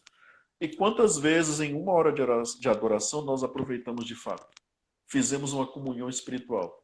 Fomos lá, cantamos, mas olha, tem esse problema, tem aquilo, tem coisa para resolver, tem aquilo outro. Talvez ali 5 minutos você ficou ali e de repente ficou os outros 55 minutos fazendo um monte de outras coisas na sua cabeça. Sua cabeça não parou, certo? Você não conseguiu fazer uma comunhão espiritual de estar com Deus. Estar ali, junto com Ele, de fato. E aí, se seja na igreja, ou seja em casa, ou seja algum outro local que há tempo apropriado para isso, com a devida serenidade, com tranquilidade, para poder fazer aquilo, aí a comunhão espiritual pode se tornar efetiva. Agora, fazer em qualquer lugar não dá. Não dá para fazer no ônibus, por exemplo. Eu falo, vou fazer a comunhão espiritual no ônibus. A não ser que você tenha uma boa capacidade ali, tá, colocou ali no celular, tá escutando ali, tá acompanhando alguma coisa e tá ali. E tá desligado de tudo que está acontecendo ao seu redor ali. Se tiver essa capacidade de concentração, aí. Ok, né? Se você tiver essa vida de oração nesse nível, aí maravilha, né? Que a sua vida aí de oração tá bem madura. Agora, para a maioria de nós, não dá para fazer em qualquer lugar. Você tem que realmente parar num local que haja esse tempo hábil de fazer isso. Senão não é possível. É quando, Esclarecido? sim, quando você fala de vida de oração, eu estava pensando, né? A vida de mãe, por exemplo, né? Não adianta a gente achar que a gente pode rezar o terço lavando louça, que ele vai ser um terço com profundidade, né? Antigamente eu achava isso. A gente pode escutar uma pregação, fazer uma coisa ou outra, mas a gente precisa ter aquele momento, né? Até porque eu sinto isso hoje com os meus filhos, né? O Wellington, o horário de trabalho dele é muito louco, né? Por exemplo, ele agora só vai voltar amanhã. Ele saiu à tarde, só volta amanhã de madrugada. Então, assim, algumas coisas ficam mais para mim ultimamente. Então, se eu não tenho a minha vida de oração, se eu não sento, eu não paro, né? Inclusive TV, eu não gosto de mais nada assim me atrapalhando, porque isso me incomoda. E eu não sento ali, eu não fico ali, eu não consigo passar o que eu preciso passar para eles, eu não consigo. Se eu tenho uma pregação, se eu tenho live, qualquer outra coisa, me tira o foco. Eu não consigo escutar, né? Isso serve, então a vida de oração, ela serve o cristão em tudo que é jeito. E uma das coisas que você falou da questão da justiça também, porque a gente acaba comungando, e se a gente comunga sem consciência, porque não tem vida de oração, e aí não tem esse senso de justiça, de como viver isso. E aí entra naquilo que você falou, na pandemia nós temos que ser solidários, tal, mas em todo momento a gente tem que ser solidário. A pandemia vai acabar e a solidariedade vai passar, não vai ter mais solidariedade, né? Como você falou, sempre teve, mas essa consciência não tem, porque justamente não tem essa vida de oração, essa vida constante com o Senhor, nessa comunhão constante. Né? Quantas vezes me pego também, às vezes, em adoração, ali viajando. Preciso fazer isso, preciso fazer aquilo. Na realidade, eu não estou ali. Parece que eu estou ali para cumprir algo, né? Talvez um preceito na minha cabeça que eu preciso estar ali adorando, por exemplo, na quinta-feira, né? Na quinta-feira, a quinta de adoração, eu preciso estar ali diante de Jesus, mas eu não estou ali com ele. Eu estou cumprindo algo para dizer que eu faço isso, mas eu não estou ali com ele. Eu não sou um com ele ali, não estou em comunhão. Então, como a vida de oração, ela é importante demais. A gente costuma falar que aqui em casa que a gente precisa de três tipos de oração, né? A gente precisa de oração conjugal, oração familiar e oração pessoal. E assim, a oração, por exemplo, conjugal, ela é muito importante porque ela também ela cerne a questão familiar dentro de casa. O alinhamento do esposo com a esposa, com a educação dos filhos, a sua oração pessoal também, se ela não estiver alinhada, não vai estar alinhada com o seu esposo e automaticamente não vai estar alinhada na familiar. Então, assim, são três realidades que precisam ser trabalhadas, mas a vida de oração é algo assim que a gente, eu percebo que o cristão deixa isso, né? parece que tudo é mais importante, tudo. O trabalho é importante, o trabalho eu tenho que cumprir, eu tenho um horário, eu preciso cumprir, eu faço qualquer outra coisa, várias coisas. Mas a vida de oração eu não me dedico, né, a estar ali com o Senhor plena ali, de estar aqui naquele momento, às vezes 15 minutos, né? Mas eu não fico ali, eu não me coloco intenso ali, né? Mas é isso, a vida de oração ela é necessária. A gente precisa trabalhar isso, né? E afastar celular, né? Televisão, o barulho dessas coisas também te incomodam, né? Aqui a gente costuma fazer assim. Às vezes nem sempre dá, porque às vezes chega a visita, meus pais estão aqui hoje e não consegui fazer isso hoje. Antes do terço, a gente geralmente reza o terço 6:30 da tarde, é o horário que mais ou menos a gente reza. Então, meia hora antes eu falo para as crianças, se acalmem aí, parem de brincar um pouco, vai pegar um livro, fica aqui pela sala, para já parar de ficar brincando com coisas que podem distrair, para você já acalmar o coração, para na hora da oração você poder estar ali, né? Ali com o Senhor, ali entendendo aquilo que você está rezando, compreendendo os mistérios que você está recitando, né? Inclusive a Santa Missa também. Inclusive eles não gostavam muito, não, quando eu falava, né? Às vezes até estavam assistindo alguma coisa, e eu falava assim, olha, não, uma hora antes da missa, não, para um pouquinho, pega um livro para poder já se preparar para a missa, para não chegar lá e às vezes ficar pensando, pensamento voando, no que viu, naquilo que ouviu, naquela música, aí não presta nem atenção na homilia do padre, porque está com aquela música na cabeça. Ah, isso é. Tava lembrando aqui de uma coisa que é o exercício do nosso sacerdócio comum dos fiéis, que é a questão do sacrifício. A noção de fazer sagrado, de se tornar separado, né? Nós separamos o tempo de Deus e aquele tempo é só dele.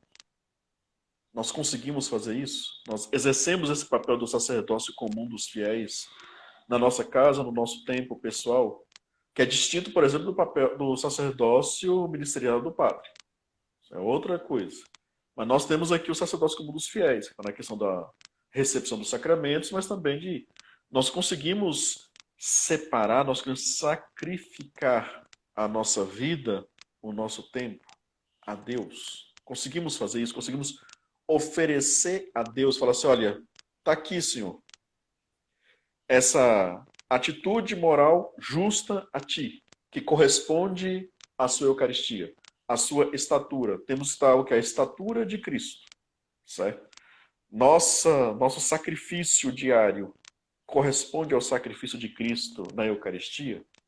Então, essa ligação tem que estar constante. Eu lembrei de uma coisa aqui, que é a questão do... Uma vez um padre nos falou, né, nosso diretor espiritual no seminário, ele falou isso pra gente. Às vezes você não está conseguindo usufruir por causa que você não está fazendo a meditação, né, a questão toda da oração mental e tudo mais, está distraído com alguma outra coisa. Mas, ainda assim, ao estar na presença de Cristo, você está usufruindo de outra coisa como estar diante, como estar num dia de sol. Você ainda está sendo como um sol, a luz solar recai sobre a nossa pele e nos deixa bronzeados, certo? Cristo ainda assim age em relação a nós. Obviamente que quando estamos distraídos, nós usufruímos muito pouco disso. Os frutos que colhemos daí são mínimos possíveis. Nós provavelmente nem vamos percebê-los. Mas, ainda assim, é possível ter alguma coisa dali. Por exemplo, a pessoa, por exemplo, que fala assim, olha, você citou o exemplo que você, por exemplo, rezava o texto fazendo alguma coisa. Obviamente que meditar o texto, naquele tempo específico que você reservou o texto, o que você vai colher de frutos nessa oração serão muito distintos do que fazer o quê? Alguma outra atividade rezando o texto. Fazendo alguma outra atividade rezando o texto, talvez você vá usufruir de algumas outras coisas. Vai pegar o que está um pouco mais focada, tá ali evitando de ter pensamentos que vão conduzir ao desespero, por exemplo. Às vezes está resolvendo alguma coisa e começa a ver uma coisa, começa, não, mas tem que fazer isso, tem que fazer aquilo. E você começa a entrar naquela situação do desespero, porque vem um monte de informação todas juntas. Aí você às vezes não consegue dar conta daquilo. Aí você está fazendo, por exemplo, uma oração em conjunto com esses afazeres, isso vai cooperando para que a sua mente não comece a viajar para muita outra coisa. Mantém-se estável ali. Mas os frutos que ela vai colher não serão aqueles que é quando você para realmente. Fala, não, aqui agora eu vou rezar, eu vou meditar a oração do texto. Que aí os frutos são muito abundantes em relação a este outro aspecto. Talvez o que vai usufruir exatamente disso, para se manter focado. Que é uma pessoa, por exemplo, que está dirigindo e está fazendo, por exemplo, alguma oração específica. Só que ela tem que estar o quê? Dirigindo, concentrado na direção e ouvir o negócio. Então fica ali se distraindo simultaneamente. A inteligência dela não está focada numa coisa só, tá dispersando. Então, mas ela consegue, por exemplo, talvez aquele ajude ela, por exemplo, numa situação complicada no trânsito, por exemplo, se ela é uma pessoa que quer controlar, por exemplo, os palavrões. Ela pode pegar, de repente, isso coopera para controlar melhor os palavrões. Em vez dela sair um palavrão, ela fala, "Ó, abençoado", por exemplo. Certo? Aí, em vez dela pegar e mandar, falar assim, vai para não sei aonde, para o inferno, fala assim, olha, "Ó, abençoado, que Deus te cuide". Isso aí ajuda, pode ajudar ela, mas é diferente dela parar. É muito importante que se pare e se sacrifique, se oferte esse tempo a Deus para que ele pertença a Ele. E nós temos esses vícios, fazem parte de nossos vícios de não sermos fiéis ao tempo de Deus. Somos injustos com Deus. Deus é justo conosco e nós somos injustos com Ele. Significa o quê? Que nós estamos usufruindo poucos frutos na Eucaristia, estamos comungando mal. A Eucaristia para nós ainda não está gerando os frutos que ela poderia gerar. Mas se estamos em caminho, vai dizer Santo Agostinho, né, que é melhor estar no caminho de Deus mancando, né, se arrastando, do que andando muito rápido fora dele. Porque andando muito rápido fora dele, você está indo para o inferno. Pelo menos com ele, você está no processo de conversão. Se não chegar a tempo, pelo menos você vai para o purgatório. Certo? Mas está no percurso. E outra coisa que eu lembrei, Deus sempre pede mais. Nós somos como aquele jovem rico, né, que vai se apresentar diante de Jesus. Eu já faço tudo isso, o que me falta? Quando a gente faz essa pergunta para Deus, já se prepara para a resposta. Ele quer mais? Ele vai pedir mais? Não adianta se falar assim, não, eu fiz essa resposta, eu só fiz uma pergunta retórica, né? Com Deus não tem pergunta retórica. Você perguntou para ele, o que me falta? Ele vai falar. Ele vai exigir mais. Aí é aquele momento que a gente vai ser meio triste, né? Não era bem isso que eu estava querendo ouvir, não. Eu estava esperando ouvir que já estava bom. Mas com Deus não tem isso que estava bom. Ele quer mais. A Eucaristia é a prova disso. Ele se ofereceu inteiro. Ele se doou totalmente.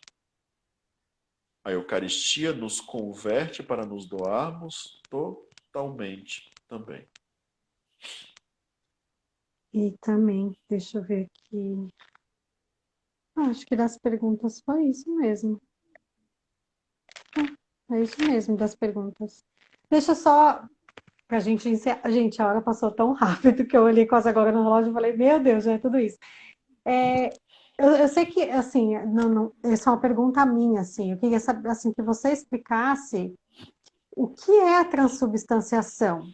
Assim, explica para mim, assim, porque é uma realidade que, para mim, pessoal, até li algumas coisas e tudo mais, mas eu queria que você colocasse com as suas palavras o que é a transubstanciação, como Nós entender a temos quanto tempo transubstanciação. ainda?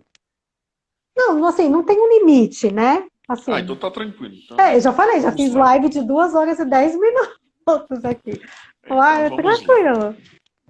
É só para saber aqui, para saber se eu devo, Não, o que fica eu devo tranquilo. encurtar aqui no processo. Não quero que você encurte, não. Queria que Para você entender fale. a transubstanciação é apenas uma forma de tornar racional o que acontece na Eucaristia, certo? A transubstanciação ela não explica de fato o que acontece na Eucaristia, mas ela torna racional. Ela é uma explicação racional para que possamos nos aproximar do mistério e conseguimos compreender alguma coisa dele. Essa questão de que pão tem aparência de pão e vinho tem aparência de vinho, certo?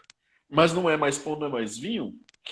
Isso aí ele extrapola a nossa capacidade de entender como é que isso funciona. Isso é um mistério de Deus. Por isso que a noção de que é um mistério de fé, certo?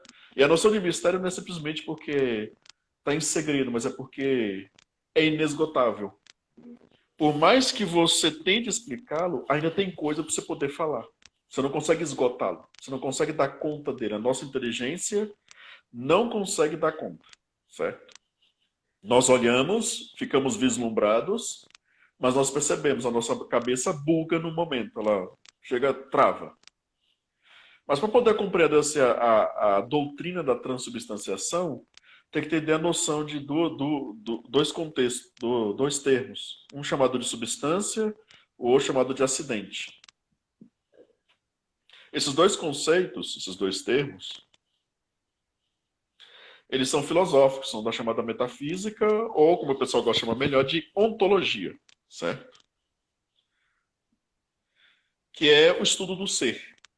O que faz com que as coisas sejam o que são? Por exemplo, quando você identifica, eu vou colocar com o exemplo mais básico que nós temos.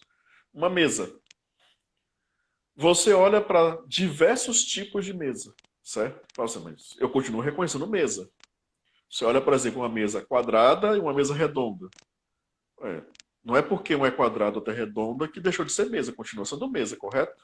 Uhum. Mudou a material, uma é de madeira, outra é de vidro, continua sendo mesa. Uma tem 3 pernas, a outra tem 5 pernas, continua sendo mesa. Então, o que faz com que uma mesa seja mesa? É o material? É o formato? É a quantidade de pernas? Não é nada disso. Esses são elementos que nós percebemos que vão mudando. Isso que vai mudando é chamado de acidente, certo? Na metafísica, tem 9 tipos de acidente. E esses aí, cor, matéria, o material que é feito, o formato, a altura, o peso, e todos esses elementos, tudo chamado de acidente. Mas tem algo que nós não vemos, mas que sabemos que está ali e faz com que a mesa seja mesa. E isso é chamado de substância, que é aquilo que está por baixo. A substância é o que está por baixo. Sub, certo? Está embaixo dos acidentes. Você vê a mesa que está embaixo da cor, a mesa que está embaixo do formato, a mesa que está embaixo da altura, a mesa que está embaixo do material. Tá claro isso? Uhum. Compreendido? Aí você consegue identificar uma mesa onde ela estiver, seja como for. Se tiver uma perna só, você fala, isso aqui continua sendo mesa, certo? Aí é feita de papelão, continua sendo mesa. Porque você está percebendo que a substância que a sua inteligência percebe. Mas os seus olhos não percebem a substância. Seus olhos percebem os acidentes. Tá claro? Na Eucaristia, só antes de falar da Eucaristia, falar o quê? O que acontece, por exemplo, quando a substância muda? Os acidentes também mudam. Por exemplo, você pegar uma mesa e tocar fogo nela, o que ela vai virar? Vai virar, como fala, né? Ó, tá derretida, né? Vai virar. Plástico Uhum. derretido, metal derretido, madeira derretida, no final vai virar ou algo derretido, ou então pó, correto? Uhum. Virar cinzas. Por exemplo, se for de madeira, vai virar cinzas. Você consegue olhar para cinzas e falar que é uma mesa? Mudou o acidente, mudou a substância. Mudou a substância, mudou o acidente, certo? Não tem mais acidentes que te façam enxergar uma mesa. Você está vendo outra coisa. Uma Uhum. mesa, por exemplo, de madeira. Antes de ser uma mesa de madeira, era o quê? Ah, madeira Madeira que vem de onde? como fala, da árvore. Da árvore. Você não olha para uma mesa de madeira e olha para uma árvore e fala assim: É a ah, a mesma árvore coisa. é mesa de madeira, vem de É. árvore, então isso aqui também é uma árvore. Você pode falar que uma mesa de madeira é uma árvore? Não pode, Não. certo? Uhum. Muda a substância, muda o acidente, certo? Se você percebeu o acidente diferente, é porque mudou a substância. Tá claro? Tá claro. É isso que acontece. Na Eucaristia, acontece algo completamente diferente. Pão e vinho, antes da consagração, a substância é pão e é vinho, certo? E os acidentes permanecem os mesmos normalmente. Após a consagração, há uma mudança na substância. Só que os acidentes não mudam. Você olha para os acidentes, são acidentes de pão e de vinho. Os seus olhos te dizem que é pão e é vinho. Até a sua inteligência vai dizer que é pão e é vinho, certo? Porque você vai olhar pão e vinho. Você vai sentir o cheiro? Pão e vinho. Você vai sentir o gosto? Pão e vinho. A sua inteligência, a partir dessas informações, vai dizer o quê? É pão e é vinho, certo? A fé vai te dizer outra coisa. Houve uma mudança na substância. A substância não é mais a mesma. A sua inteligência vai ouvir a fé, vai olhar a realidade e vai falar, olha, Espera só um pouquinho. tá.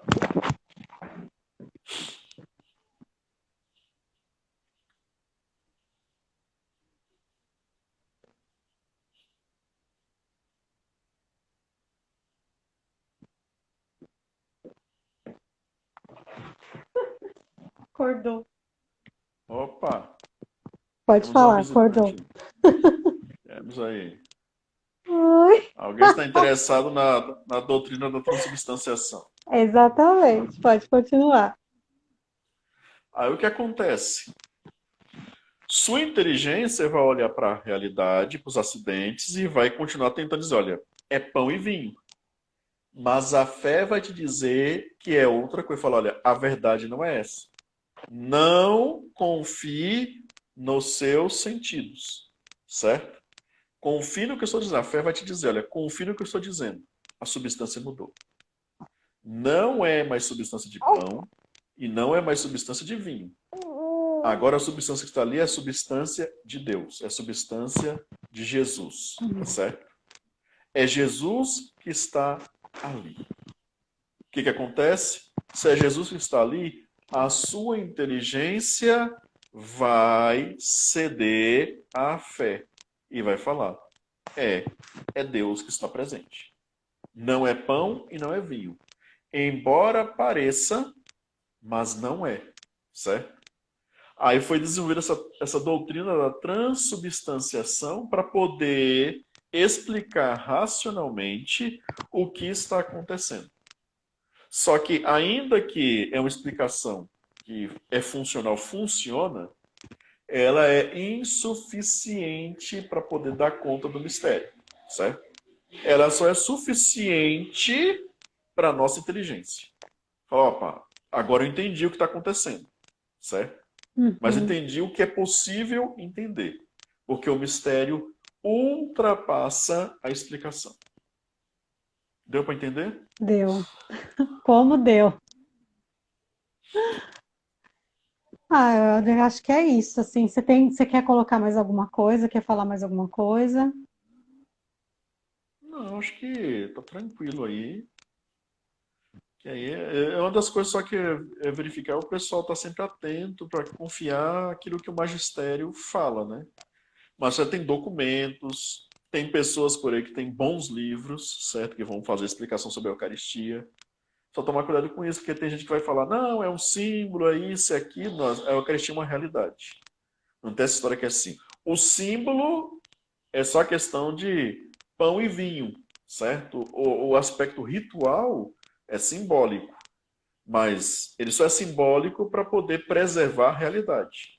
Entendeu? Ele não é simbólico para poder expressar que ali é um símbolo de presente. Ali simboliza Cristo, não simboliza Cristo. É Cristo de fato.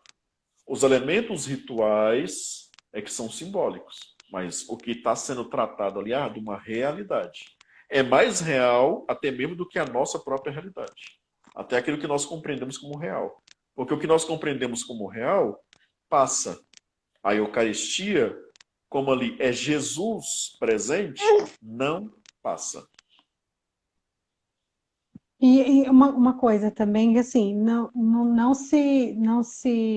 a missa só se faz, né? Só se celebra a Eucaristia com o pão e o vinho. Não existe, né? Não é com outra coisa, não é com Não. Coca-Cola, não é com nada, pelo amor de Deus.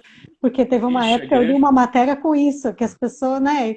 Vamos usar outras coisas, pelo amor de Deus, né? É o pão e o vinho. Sempre foi isso e sempre vai ser assim. Sim. Esse negócio de pegar e ficar escolhendo outra coisa, a gente já ouviu tanta história já. O pessoal substituiu o, a matéria, né, que chama da matéria e a forma, e substituir isso por outras coisas. Aí substitui por tapioca, por cachaça, por Nossa. cerveja, por carne mesmo. A própria igreja já se manifestou, o magistério da igreja já se manifestou várias vezes em relação a isso. Que esses são abusos litúrgicos que não podem ocorrer porque elas podem prejudicar a validade da missa. Uma pessoa pode simplesmente estar participando de algo que não aconteceu de fato. Por exemplo, quem está ali, principalmente quem está ajudando o padre, deve ficar atento. Que vai que algum dia aconteceu algum problema, por exemplo, o padre, por exemplo, está dopado, tomou algum remédio, sei lá, para alguma coisa, aconteceu algum problema na vida dele, ele precisou tomar algum remédio, certo? Acordou para celebrar a missa, está meio aéreo. Chega lá, vai celebrar a missa, pega o pão, consagra o pão e depois passa direto no consagra o vinho. Não aconteceu missa. Simplesmente não aconteceu. É, Hum. pega lá e o padre tem que ficar. O padre, por exemplo, ele tem normalmente uma intenção constante quando ele vai celebrar a missa, certo? De consagrar tudo que está sobre o. Geralmente, tudo que está sobre o altar. A intenção mais específica é que está tudo sobre o corporal. Todas as matérias válidas, né? Por isso que já em vários lugares já está se evitando, por exemplo, de permanecer com aqueles lugares que na fase aqueles ofertórios que leva pão, leva às vezes suco de uva, às vezes leva até vinho mesmo e deixa sobre o altar, aquele é perigoso. O padre, sem perceber, pode estar consagrando matéria válida. Talvez o pão que a pessoa levou, por exemplo, que é como às vezes a pessoa leva, por exemplo, pão de sovado. Uhum. Tranquilo, não é matéria válida, certo?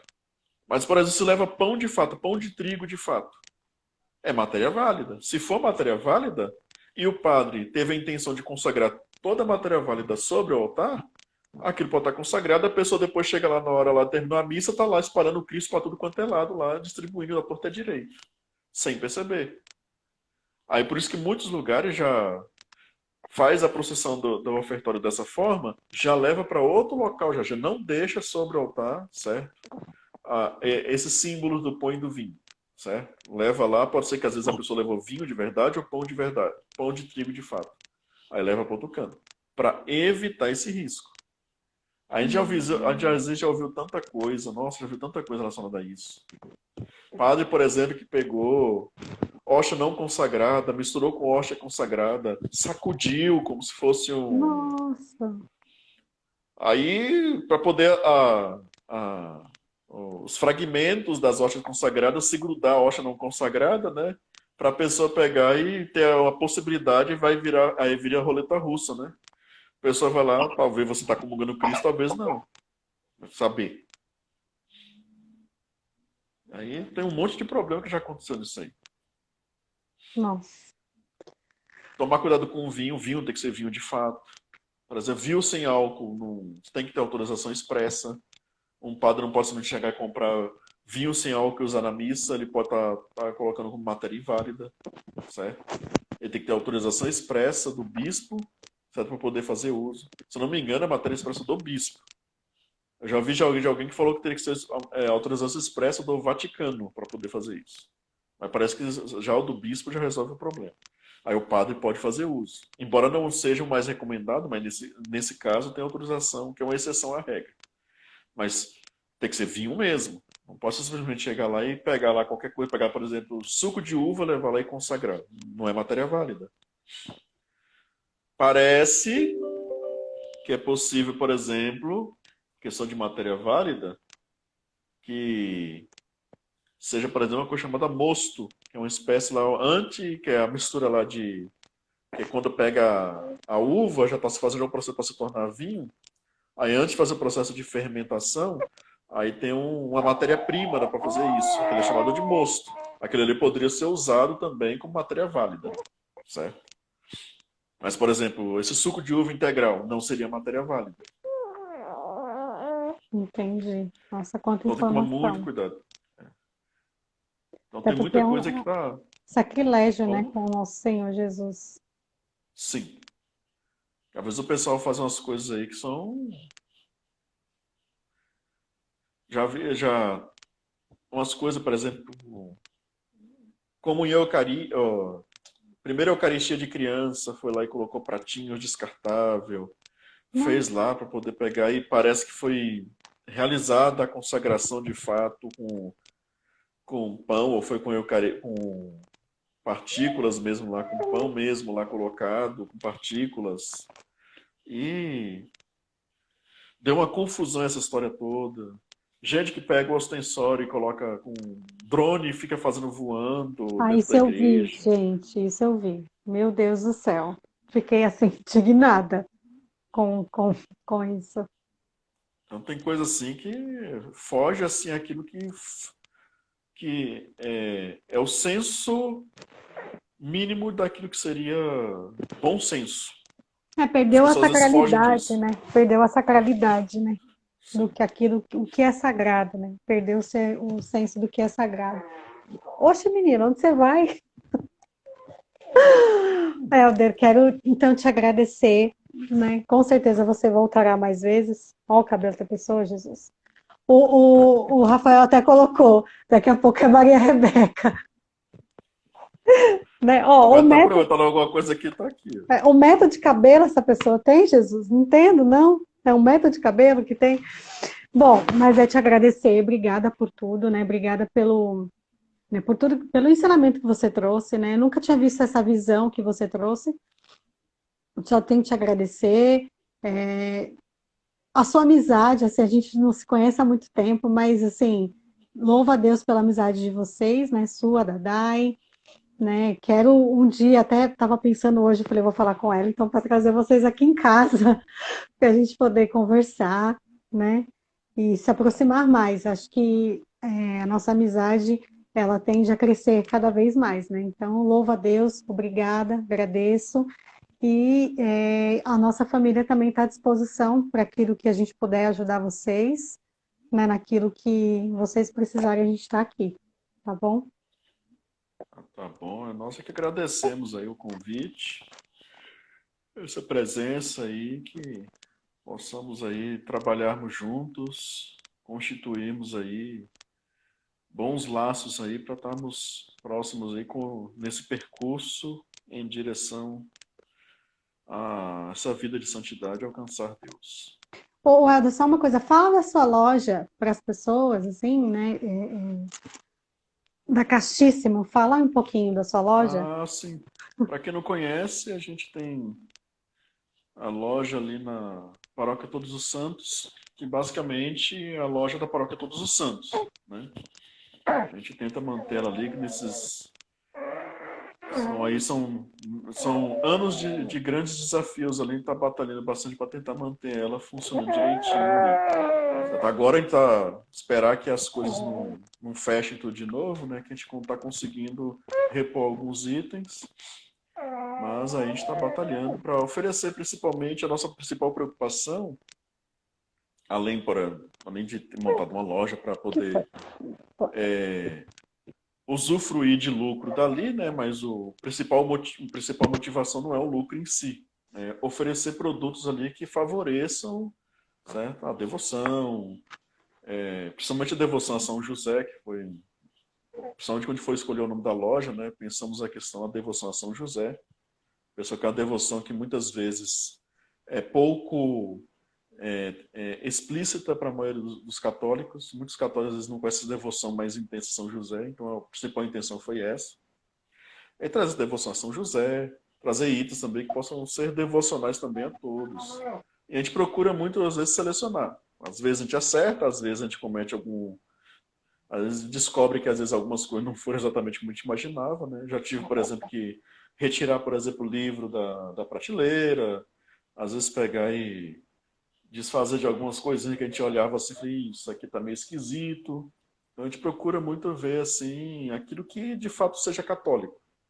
Não aquilo que às vezes pega e começa a extrapolar aí, seja, vai desviar a fé das pessoas. A gente procura selecionar aquilo que vai manter a fé reta das pessoas. Certo? Então a intenção principal é essa, que favoreça aí a fé católica. Tá bom? Quem quiser aí nos conhecer melhor, estamos ali na Paróquia Todos os Santos. Qualquer coisa, tem o nosso perfil também no Instagram, certo? Só estou sempre postando coisas por lá. E não sou assim um grande especialista, mas a gente faz o que é possível. Né? Eu não tenho muita habilidade com essa parte da parte de tecnologia, então a gente faz o que é possível ser feito. A gente vai se virando nos 30, tá bom? Ah, então tá bom. Eu vou colocar depois até vou compartilhar nos stories a sua página. Digna, Tá bom. digna de passagem, é a melhor loja católica que conheço. Vale a pena acompanhar e visitar. Eu também acho, assim, da primeira vez que eu fui na sua loja, assim, a gente ficou doido com os livros, assim. É uma das livrarias que a gente vai e sabe que não tem, que você é bem seletivo, como você falou, na questão. Por mais que você falou, que às vezes você se engana com alguns livros, mas, assim, pelo menos das vezes que eu fui, eu nunca vi nenhum livro de autoajuda, que é o que você vê em outras livrarias católicas, né? Então, assim, são livros muito bons, né?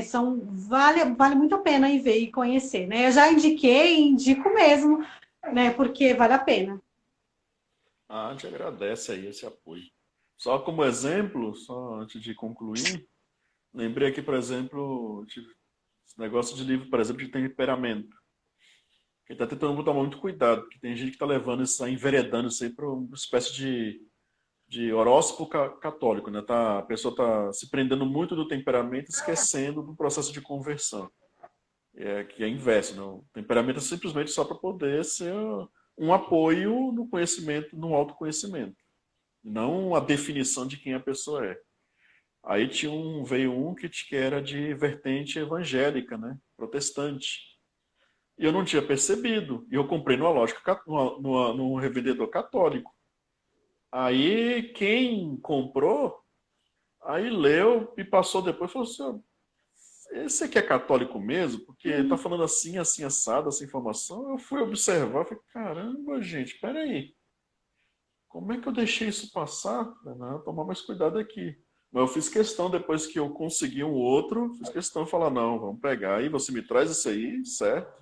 E faço a substituição sem custo algum, para ficar tranquila. Entendeu? Porque a primeira importância exatamente é isso, é pensar na questão de que seja realmente algo que mantenha a pessoa na reta fé, na fé católica. Certo? É verdade.